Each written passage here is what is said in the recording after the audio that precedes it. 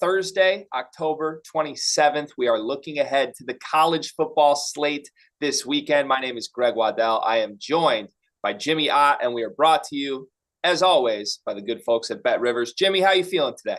Great, man. I mean, late October, the weather's good down here in the South. We got some great football and Saturdays. I don't care what the card is. They're always good. But, we're peeking ahead just a little bit to LSU, Bama, Georgia, Tennessee doubleheader next week. Yeah, just a tiny little bit. We're getting into that stretch run of the season where the stakes, you can feel them, right? And I feel like this is the week before the week. But for some teams, some programs, this is a pretty big week. I'm wearing the hat. You see it in the state of Michigan here. It's rivalry. I like it. A lot is on the line. Michigan, massive favorites, as everybody knows. We're going to get to that game in just a few short moments. But I want to start with a simple question for you, Jimmy. There's a couple conferences here that we have some pretty hotly contested conference title races going on. So I flipped over to look at the Bet Rivers odds.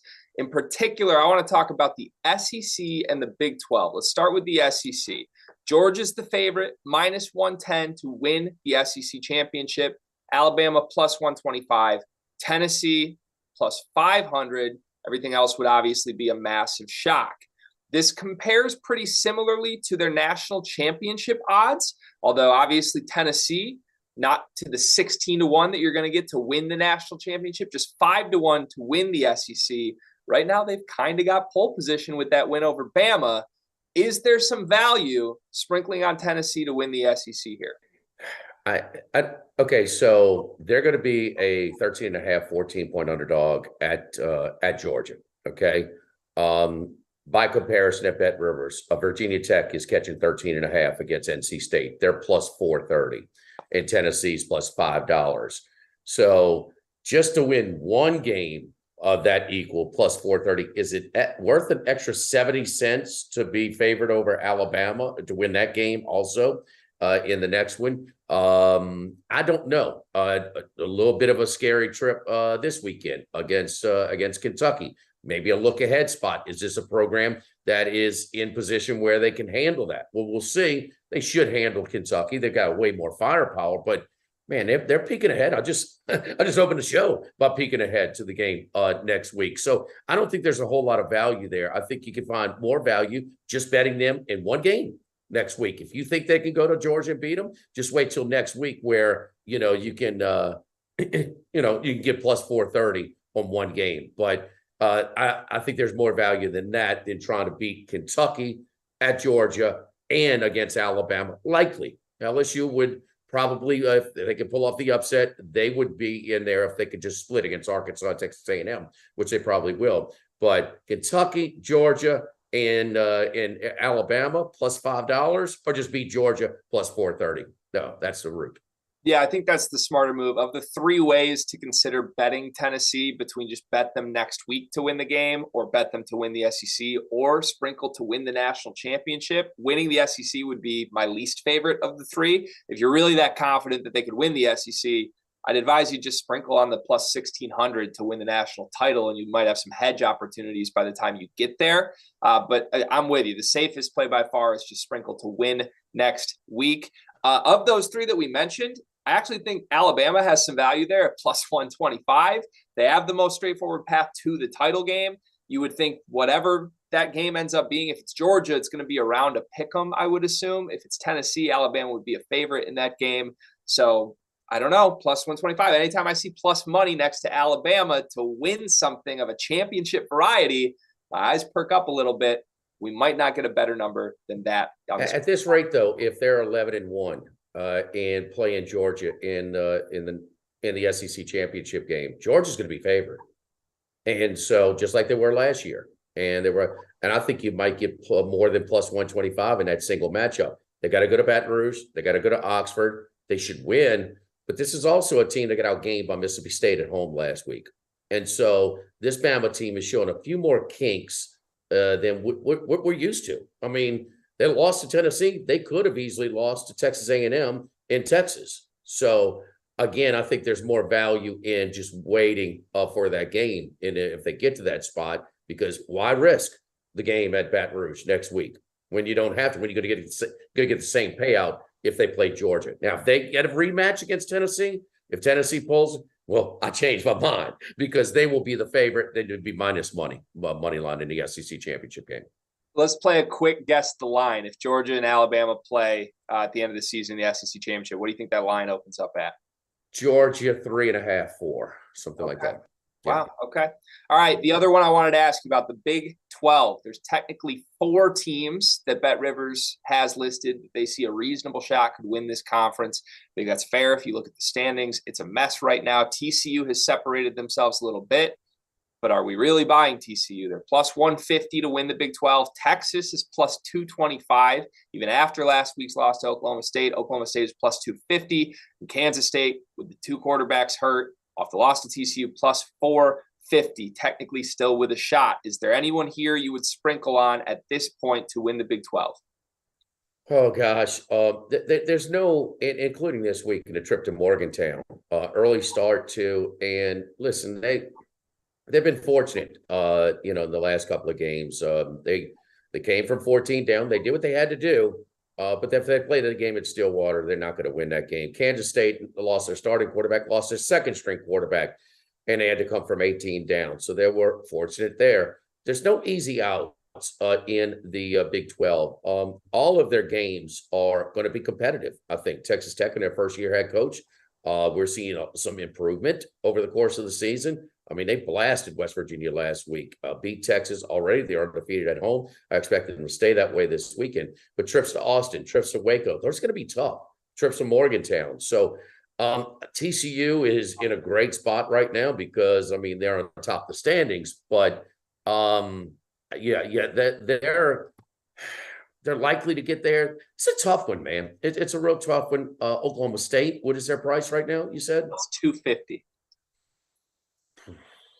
This is a tough conference, man. It really is. Keep in mind, it's no divisional play. It's just the top, the top 2 of the 10 will play again because they play a round robin in the 10-team Big 12. So I don't know, man. TCU has work to do, is my point. So just penciling them in, even in the Big 12 championship game right now, I'm not so sure about that.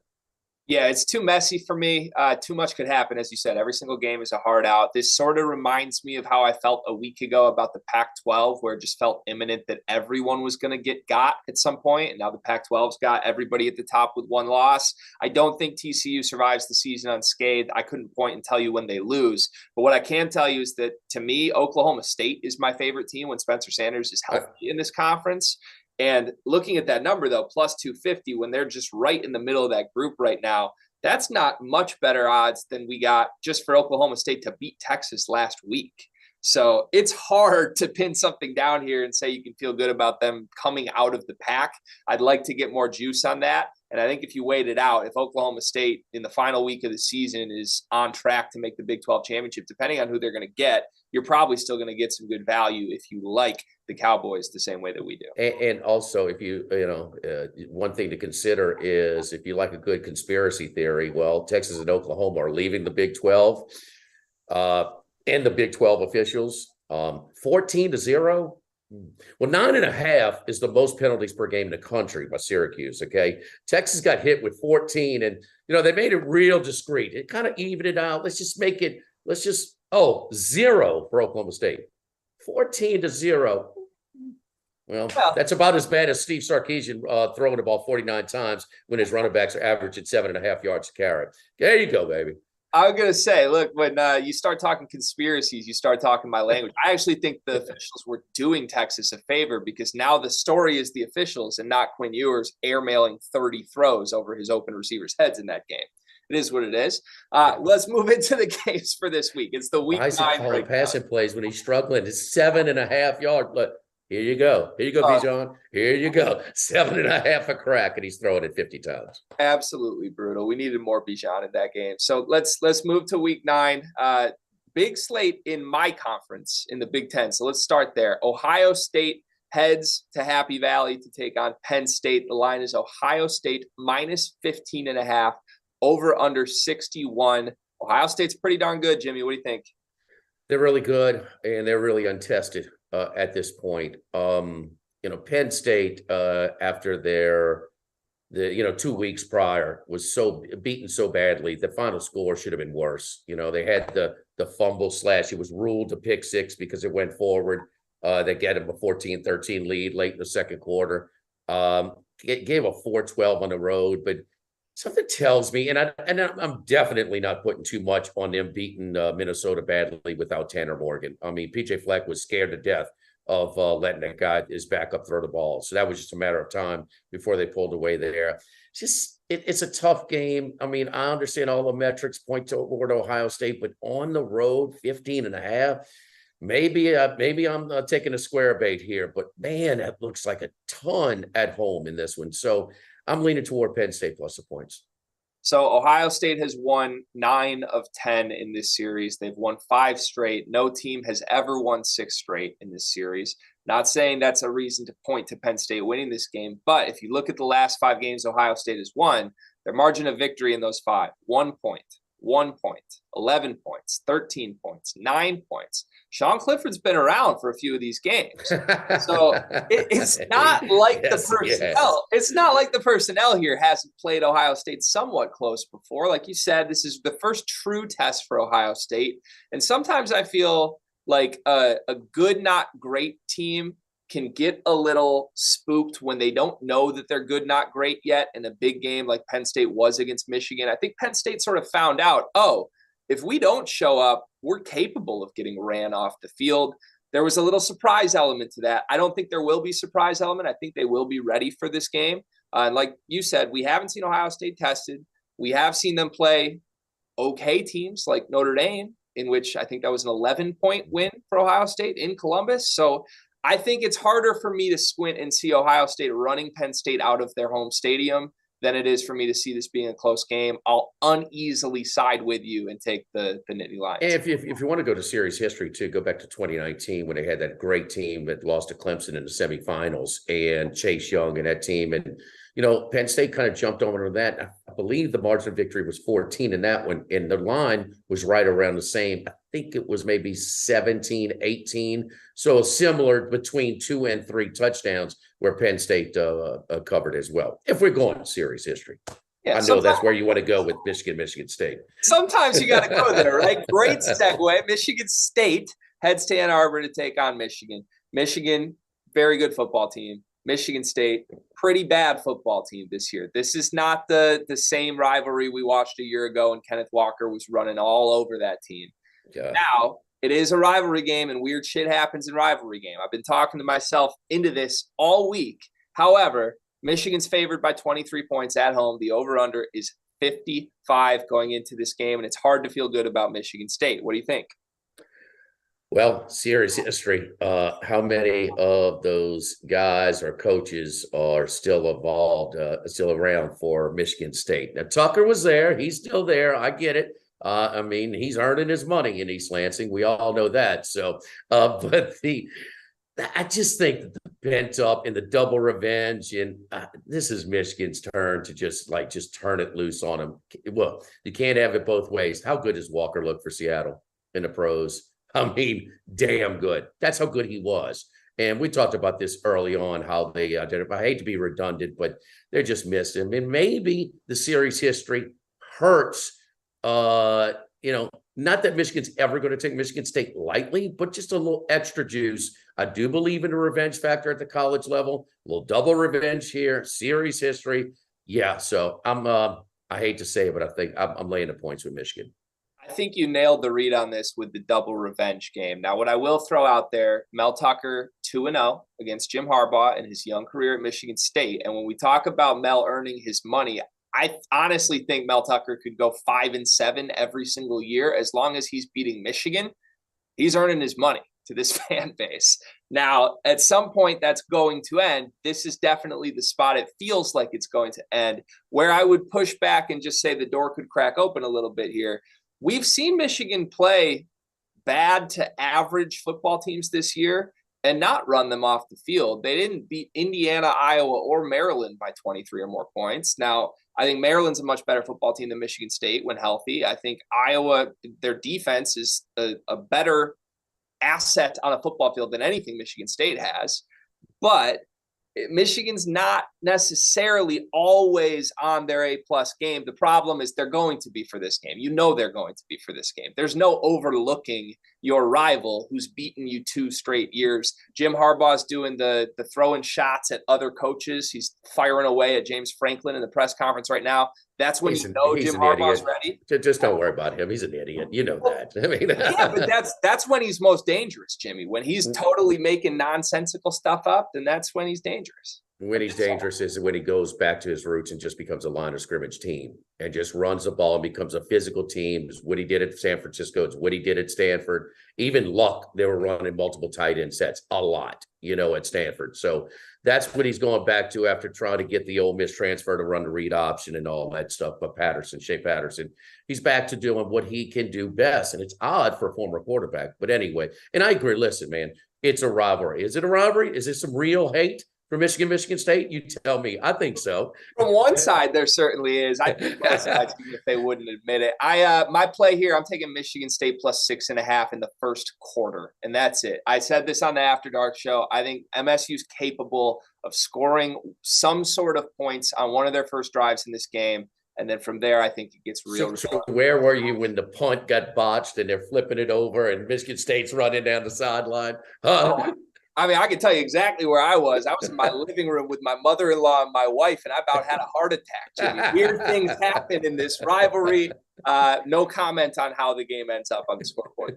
No comment. Let's move to a Big 12 matchup. It does have title implications that we alluded to earlier. Oklahoma State is at Kansas State. Kansas State is favored here by 2 points. 56.5 is the total. We believe Adrian Martinez is going to be back for this game, but I don't feel great about trusting the Kansas State quarterback situation after the way last week played out. What do you think?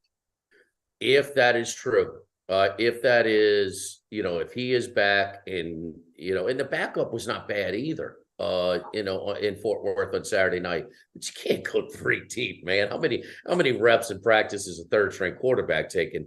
And that's something to monitor closely. But if that is the case, I love Kansas State in the spot.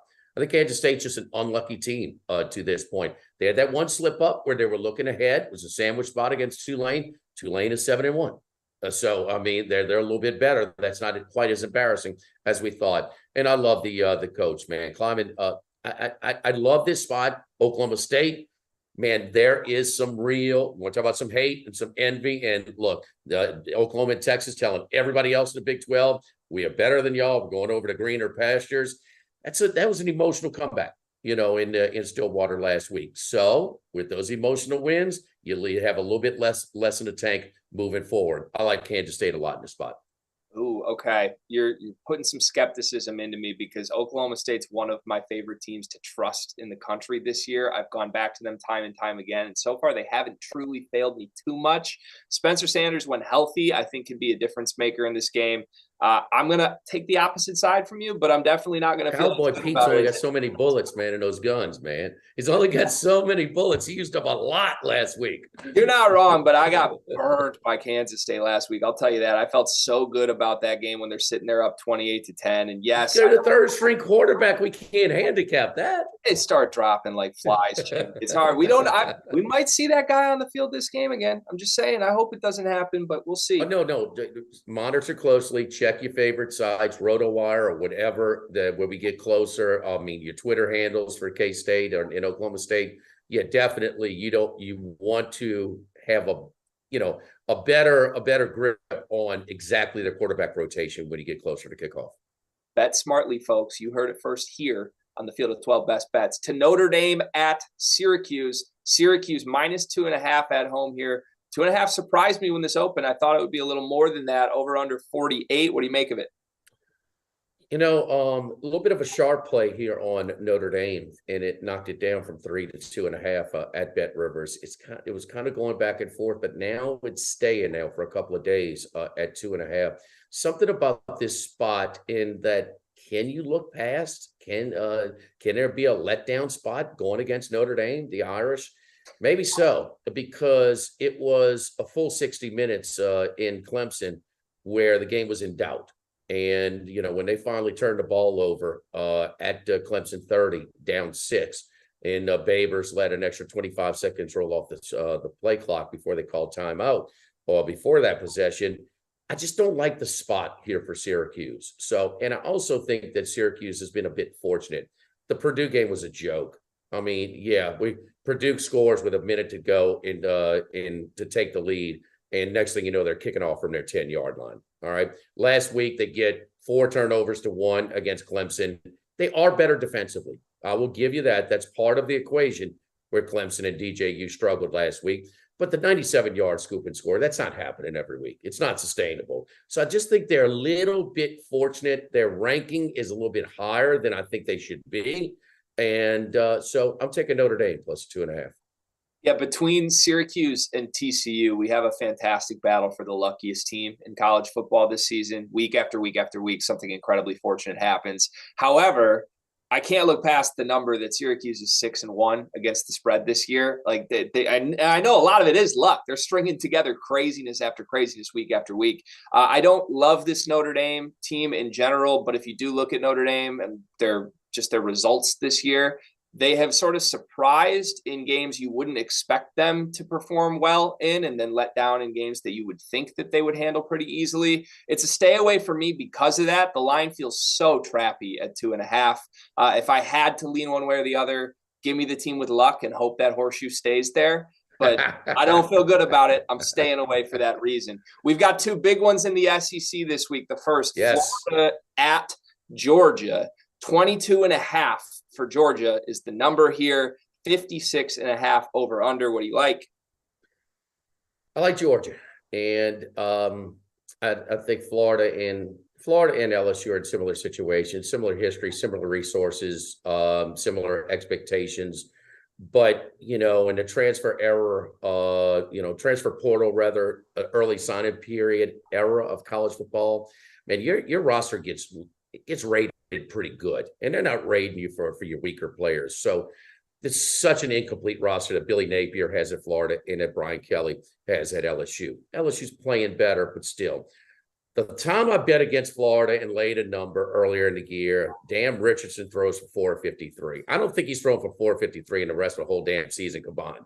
But can you tell him a little bit bitter that Tennessee only won by single digits in that game? So Georgia and Florida, you want to talk about some real hate? These teams don't like each other. I mean, I could tell you that. It's got a lot of history. Steve Spurrier would beat them as bad as he could, running trick plays up 40 with 2 minutes to go.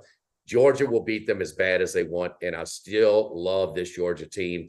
I don't trust Richardson in his arm. I'll go against him again. I'm going to lay the 22.5, even with top 5 Tennessee on the coming to town the following week.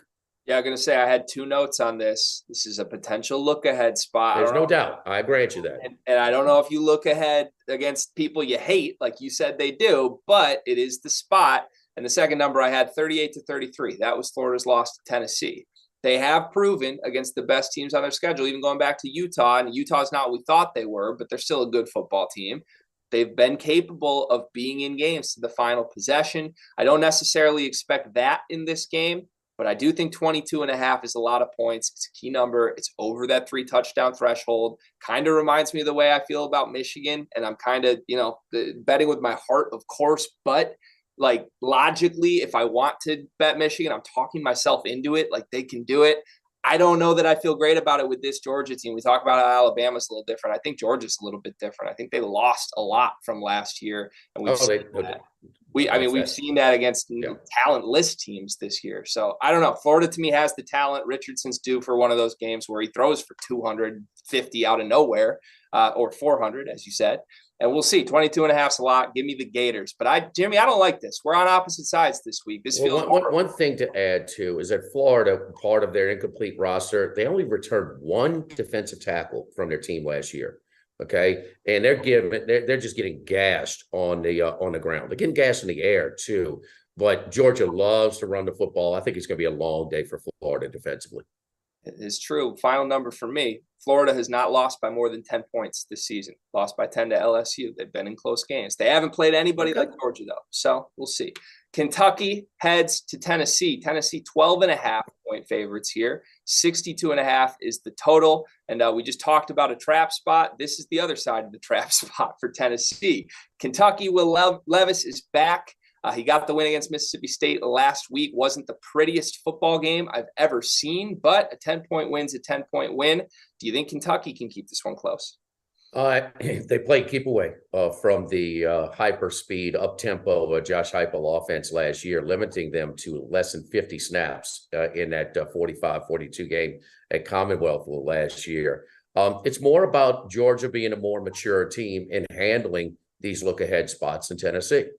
And so Tennessee, you ever hear them where the guy's going crazy, he scores a touchdown, and he gets a 3-pointer, act like you've been there? Well, they don't know. They don't know how to act. They haven't been there. So, I mean, Tennessee, I'm taking Kentucky. I think that Levis, forget that South Carolina game, the backup. You want to talk about a big drop-off from Levis to his backup within the quarterback depth. That's the case. He's healthy. He's ready to go. Stoops has a way of shortening the game. Gonzalez is back after his suspension earlier this year. Their running game is getting going. They controlled the game completely against Mississippi State earlier this year. They'll try again, and I think they'll try. They'll definitely win the time of possession, but will it be enough to keep it close? I think 12.5 is a big, big number for an immature Tennessee team looking ahead to that trip to Athens. Yeah, I love this one. I'm right there with you. The 3 games that Kentucky has played against ranked opponents this year, they've covered in all 3 of those games, beat Florida by 10, beat Mississippi State by 10, lost to Ole Miss by 3, a game that I think they should have won if you watch the way that played out. To me, Tennessee is a very, very good football team, a very, very fun football team. But to this point, they're a little bit unscathed, right? Like, not that they haven't been tested. They've obviously been tested, but just the results have come out so positive for them anytime they have been tested. I don't feel that that's going to happen all season. Obviously, Georgia is the big game, but it's a trappy spot against a feisty team when Levis is out there. The number's big. I'll side with the Wildcats with you, 12.5. All right. We've got 3 minutes left in the show. Let's just jump right to our Moneyline Underdogs here, Jimmy. And I think you and I are both honing in on some games for tonight's slate, Thursday night. What do you like? I like Washington State, but that's your pick. So I'm going with West Virginia and that tricky spot, that fatigue. I keep saying TCU, this is their letdown. TCU, this is their letdown. I mean, my goodness. They said they got a lot of oil and gas in Texas. Well, I mean, come on. That trip to Morgantown, it's hard to get to. Get the couches ready. Let's light them on fire. Give me West Virginia plus 220 to pull the upset against TCU. Ooh, baby, I could get behind that one in the mountains tonight. We'll see what happens.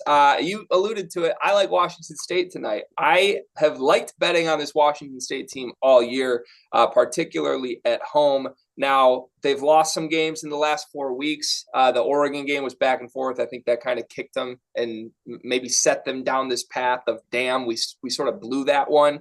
They got blown out by USC. If you consider a 16-point game a blowout, that was a game through the first half.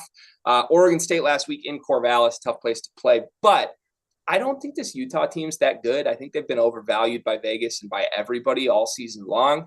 I think they're still making their name off of having a lead against Ohio State in the Rose Bowl last season.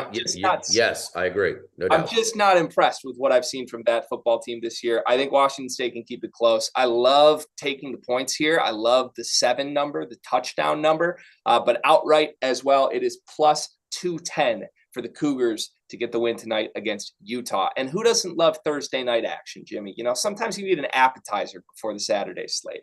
Everybody, don't worry, we'll have action on it. Don't you worry. Hey, listen, I was high on Utah this year too, so I overvalued them as well. They're not what we expected, and I'm guilty of putting too much emphasis on that Rose Bowl appearance as well. Hey, you and us both. If you watch the Field of 12 after dark, they were our favorite team. That was the biker gang. We're not making biker gang shirts anymore out here.